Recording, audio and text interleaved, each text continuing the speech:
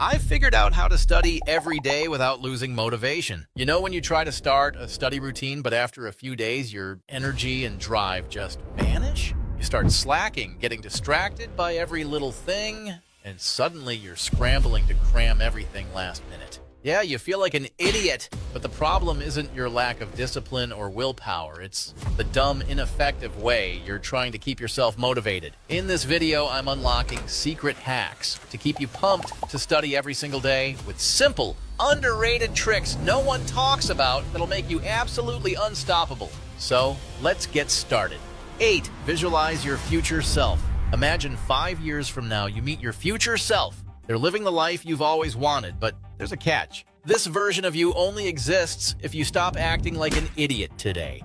A study at Stanford University found that when people could actually see their future self, they instantly started making smarter choices. Why? Because when you can see yourself years down the line, the future stops feeling like some distant fantasy. It becomes real, and that realness makes you care. And if that wasn't enough, research published in the Journal of Experimental Social Psychology found that connecting with your future self makes you way more likely to actually sit down and study instead of putting it off like usual. It's almost like that future you is yelling back, hey, start studying now so you don't regret it later, you idiot. Because in the end, everything you put in today builds the life you'll either brag about or regret tomorrow. Genius. 7. Stick angry motivational notes everywhere. Forget the fluffy feel-good quotes and go for lines that hit you like a bomb right when you're about to slack off.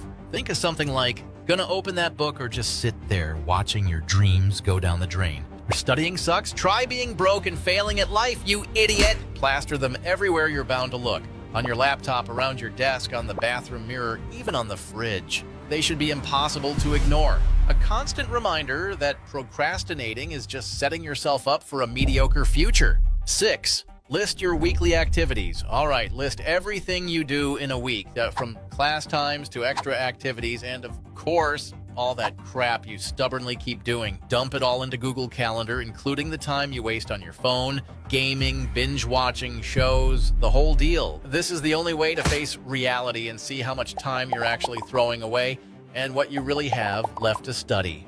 Now split everything into 2 categories, non-negotiables and negotiables. Non-negotiables are things you can't skip, like classes, essential commitments, and sleep.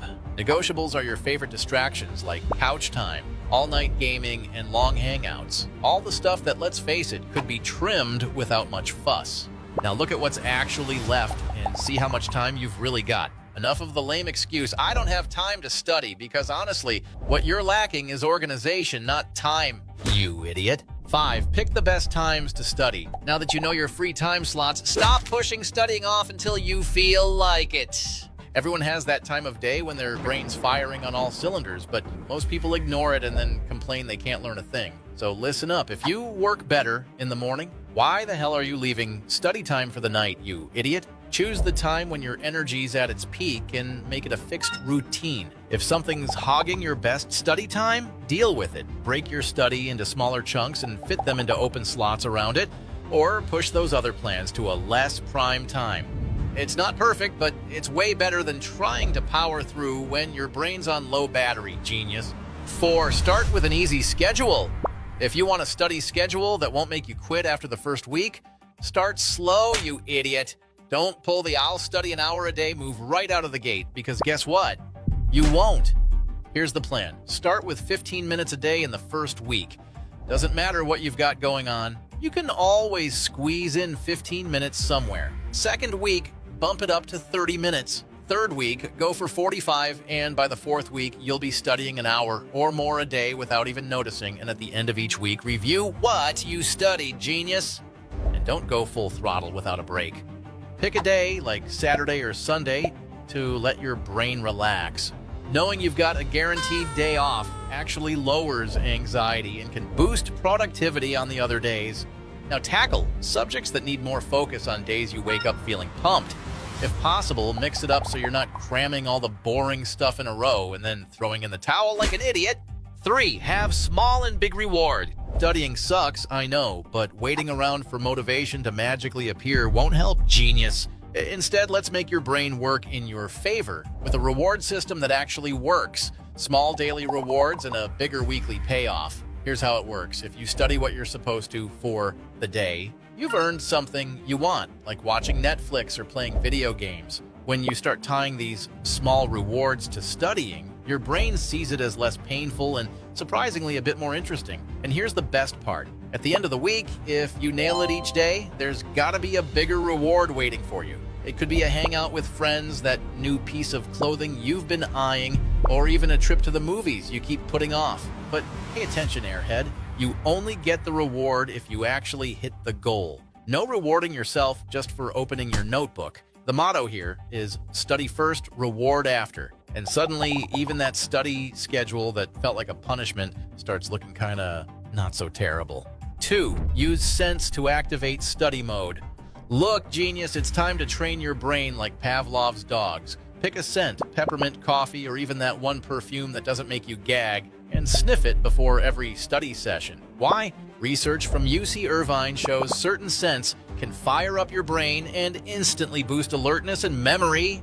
The trick is to take a whiff of that scent every single time you sit down to study. Your brain will start linking it with focus time, snapping your mind into study mode automatically. It's basically Pavlov's dog training, but for you and your lazy brain. And here's the kicker. Take that scent with you into the exam. The same smell can trigger memory recall, giving your brain a nudge to pull up what you've crammed. It's a mental hack, so don't be an idiot. Use it and subscribe, unless you're cool with staying average. 1.